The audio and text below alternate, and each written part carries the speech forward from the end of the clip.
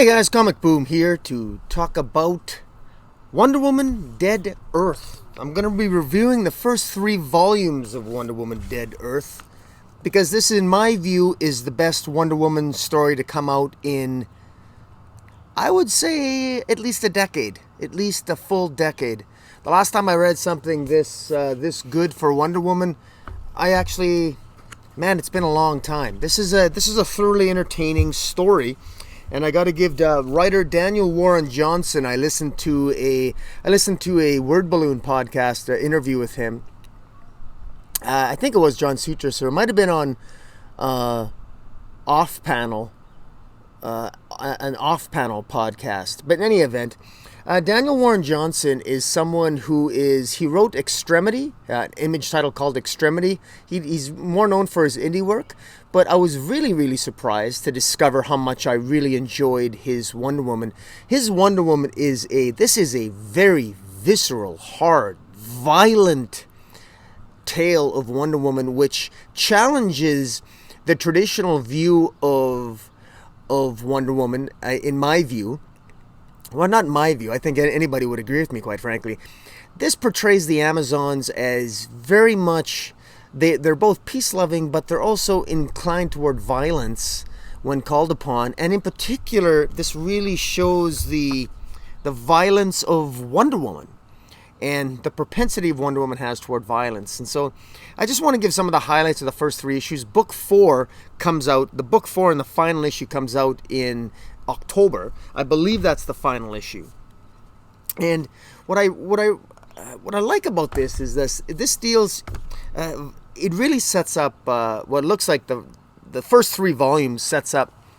I like how each individual issue deals with a specific time period for Wonder Woman.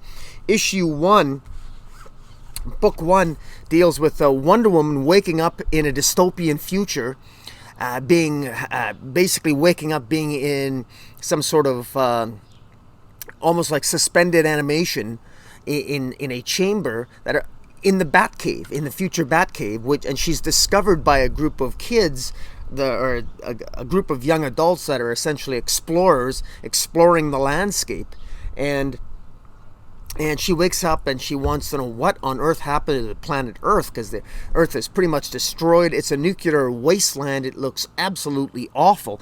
And Wonder Woman in the first volume ends up befriending these people, these young adults that find her, and she wanders back with them to their village, so to speak. And their village is basically run by a corrupt person there's some corruption going on, and people are living off the land, and they're living a very harsh existence, and they're sort of governed by a warlord. And Wonder Woman ends up in almost like she's like a gladiator in the first issue, and she ultimately ends up winning the day, ends up in gladiatorial combat. She fights off some monsters, and she ends up fighting a futuristic looking cheetah, and it's the same cheetah from her timeline, but a much older cheetah. And she defeats the cheetah, and she ultimately she wants to know what happened to the other heroes. Like, what happened to the heroes? She wakes up in the Batcave. She wonders, she sees the skeleton of the Batman. Well, what happened to the Batman? What happened to all the heroes of the Earth? There's a mystery here to be solved. And at the end of the first volume, which I encourage you to read it, I'm not going to give away all the spoilers, but at the end of the first volume, after talking with the cheetah, she realizes that she has to go back to Themyscira. She has to go back to Themyscira to find out what went on. Like, she has to go back to Themyscira, because if anybody can save the world out of this nuclear wasteland, it's the Amazons. Because Wonder Woman, of course, and we, the readers, by the end of Volume 1, we're thinking, yeah, Wonder Woman, you got to go back to Themyscira. You got to go back to go back to your roots, find out from the Amazons what went on, and maybe try to bring some peace to this war-torn, nuclear-ridden landscape that the Earth has become. But kudos to writer Daniel Warren Johnson, and who also, by the way, does the penciling, along with Mike Spicer. The art here, at first the art's a little bit off-putting, because it's a very different artistic style that you've ever seen for Wonder Woman, and it's going to really be off-putting at first, but I got to tell you, man, it grows on you, and you really appreciate the different, harsher, more harsh take, and the more there, it's an uglier kind of tone. But I don't mean that. I mean that in a good way, because this is a harsh future dystopian planet that really that no one looks attractive. Everybody looks worn down, looks dilapidated, looks depleted, looks tired, depressed, because all hope is gone in this future world. And that's ultimately what Wonder Woman, we the reader, are hoping Wonder Woman is going to bring to the table. But by the end of Volume 1, she's leaving to go to find Themyscira. And Volume 2 picks up, and there's just these great covers. Volume 2 picks up where Wonder Woman, she goes and she does look for, and she does ultimately make her way to Themyscira. And on her way to Themyscira, they encounter these monsters. In the future nuclear wasteland that the Earth has become, there's these wandering monsters that sort of roam the Earth, and they kill humans, and they deliberately attack what's left of humanity, just to kill off the left of humanity. There's these horrifying looking creatures. And they have to get through those creatures ultimately before they get to Themyscira. They finally get to Themyscira. Wonder Woman meets up with Nubia. Nubia is still alive on Themyscira, only to discover that Nubia is this horrid-looking, almost mutant-looking creature. She also runs into her mother, Hippolyta, who's also been mutated into this awful-looking creature. And you got to wonder, what happened? And her mother reveals that basically Amazon, Themyscira, was destroyed in a nuclear explosion, and what was left, what the Amazons that did survive, they mutated into these different creatures, and now the Amazons roam the earth, killing the humans in revenge for what humanity wrought upon the planet. And the Amazons are constantly attacking humanity in their now monstrous forms. And Wonder Woman is so depressed to hear this that she turns her back on her human compatriots that are with her, saying, "Look, I knew that humanity was to blame for all this. I'm not going to help you anymore. I'm not going to help you, forget about the hope. I'm not going to help humanity get a foothold in this new nuclear-ridden landscape. Forget it. I'm leaving you.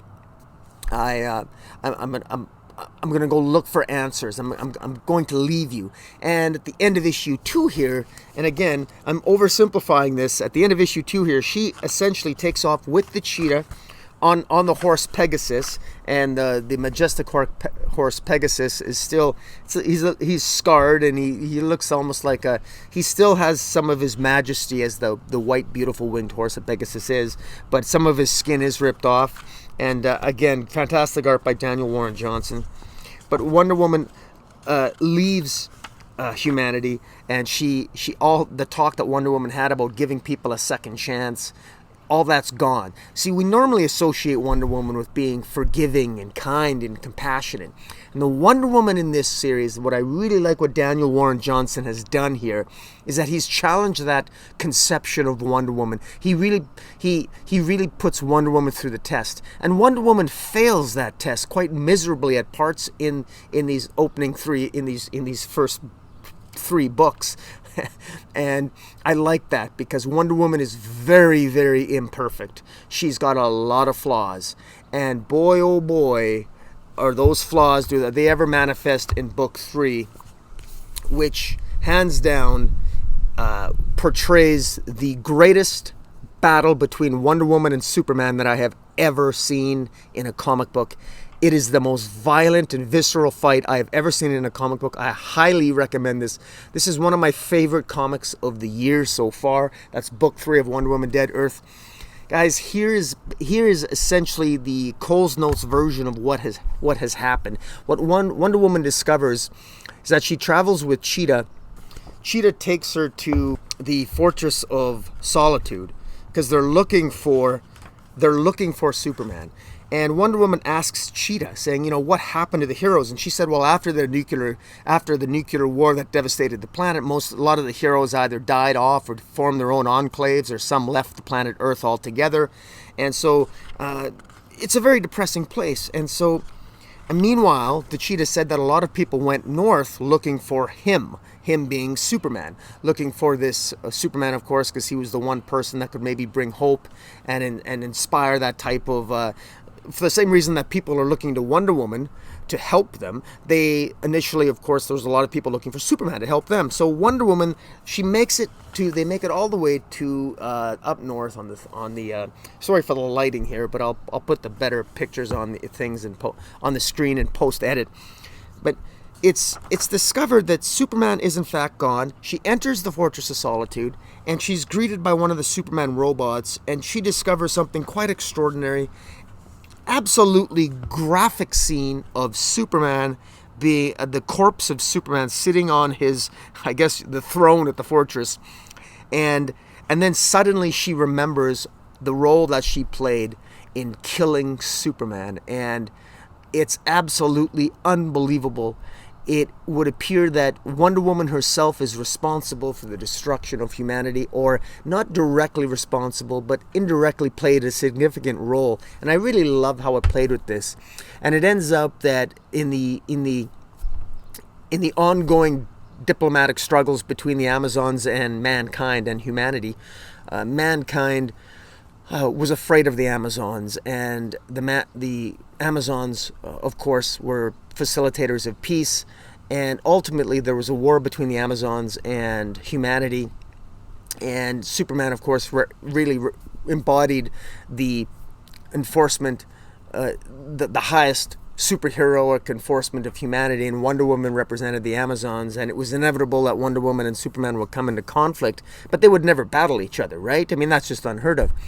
And ultimately they wouldn't. Superman never wanted to battle Wonder Woman, but what happened was that while Wonder Woman and Superman were talking with each other and trying to work things out, humanity bombards every location on the planet that has an Amazon on it with a nuclear weapon.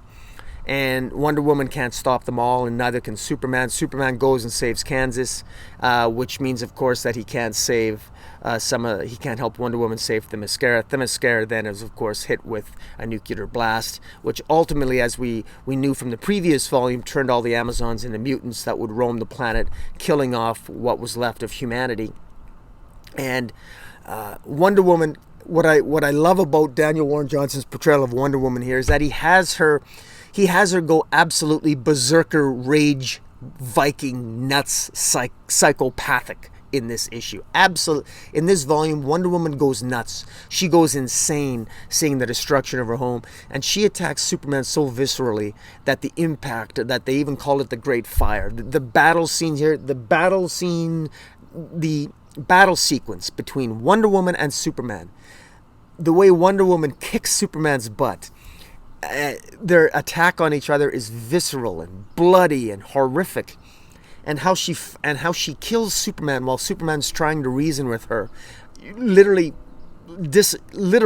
ripping him apart, disemboweling him, shoving kryptonite shards through him that she finds in the Fortress of Solitude, and he dies on the throne at the fortress. And Superman, his corpse is exactly where Wonder Woman left it all those years before. Wonder Woman, after killing him, at some point, we know she must have wandered back into the Batcave and put herself in suspended animation.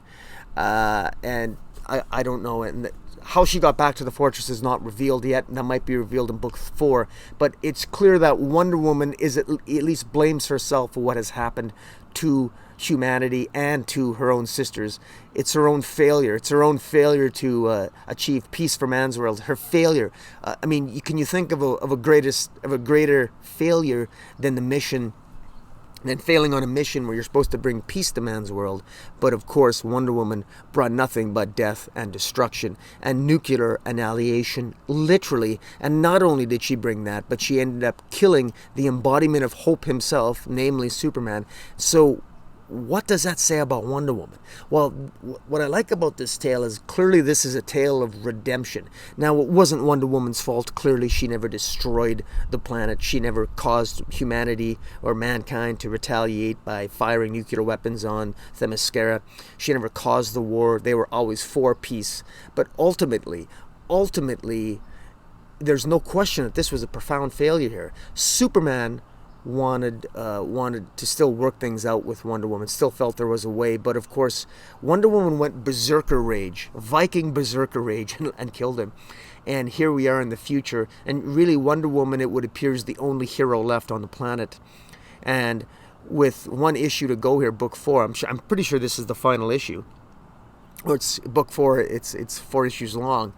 How this is going to work itself out, I don't know. But this is a fantastic story.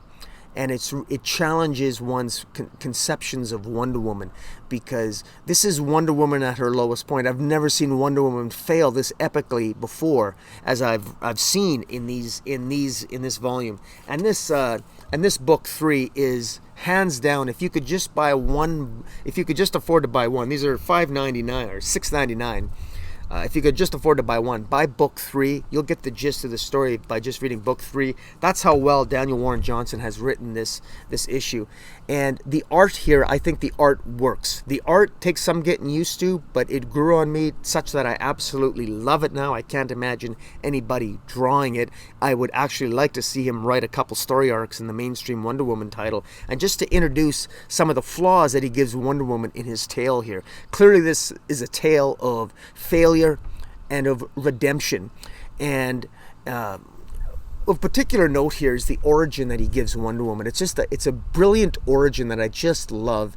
Hippolyta, in this origin of Wonder Woman, Hippolyta is actually someone who she's experienced a trauma that she blames the gods for, and it's never explicitly stated what that trauma is, but we can guess it's probably the same trauma as in her traditional origin, whereby it was Heracles or Hercules came and attacked Themyscira and ultimately raped her and the Amazons, and the gods let it happen, and ultimately they rebelled, and the Amazons came back stronger than ever. But clearly this is an Hippolyta that has never forgiven the gods for that. And what Hippolyta did in retaliation is that she invited all the gods in all the universe to Themyscira for a party, and then she drugged them all as they fell when they fell asleep. She took blood from all the gods, and she utilized that blood when she created her daughter Diana out of clay, and she injected the blood into Diana. And her fellow Amazons warned Themyscira, saying, "You shouldn't have done that. Diana, your daughter, is going to be too dangerous. She's going to be too uncontrollable. She's going to be too dangerous. You should not have done that. You don't know what you've done." And Hippolyta said, "No, I deserve a daughter, and besides, I want my daughter to be protected so that my daughter is never harmed the way that I was. I never want my daughter to be harmed in the manner that I was. I want her to be able to protect herself, and that's why I'm doing this, protecting her by giving my daughter the blood of every imaginable god that I can find." And that's what she did. That's why Diana is so powerful. That also explains why Wonder Woman is capable of handily defeating Superman in book 3. This is brilliant. I love the way that this is done, and it says something about it's the way things are thematically tied in this story. I just think is just there's a congruency between the volumes that just works seamlessly.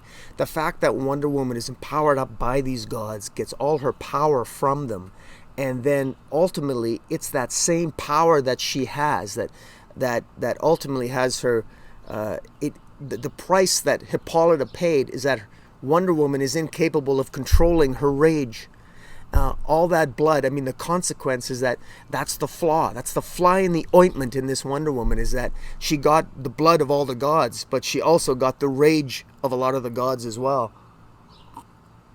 And it's that rage that ultimately caused Wonder Woman to literally kill Hope, kill Superman, and bringing the entire planet into a nuclear winterland, while her fellow Amazons mutate into monsters and slowly kill off and attack what remains of humanity over hundreds of years, until Wonder Woman is discovered by remnants of humanity and is awakened, not remembering her past and her role in the destruction of humanity, but now must seek redemption. It is a epic tale. I don't know how it ends. I'm so looking forward to book 4. I highly recommend that you guys get this, read this, enjoy this. This is just a sheer joy to read. And book 3, man, if you like a good fight scene between Wonder Woman and Superman, man, you will not be disappointed. Well, you might be a little disappointed if you're a Superman fan, because it doesn't end well for you.